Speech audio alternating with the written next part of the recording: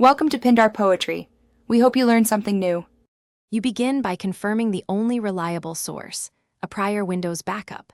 If you used file history, backup and restore, or a system image, connect that external drive or map the network share now.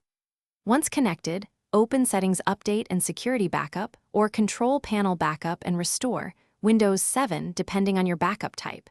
You'll see available backups. Select the most recent complete snapshot. Start the Restore wizard so Windows can enumerate files and prepare the restore plan.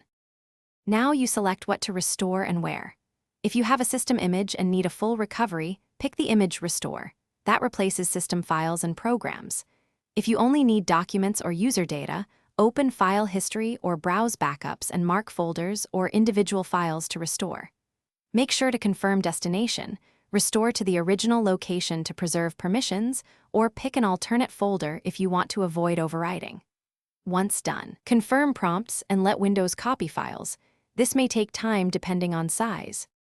Complete the process by following final prompts and rebooting if Windows asks. Then inspect restored files in their folders to ensure integrity. If something looks wrong, run a quick chkdsk on the volume and check volume shadow copy service snapshots or earlier file history versions. Sometimes older snapshots hold the missing items. If the Restore wizard fails, try another backup snapshot or use Windows File Recovery for deleted files. One key troubleshooting tip: don't overwrite targeted folders until you've verified. Thanks for watching. Consider subscribing if we helped you.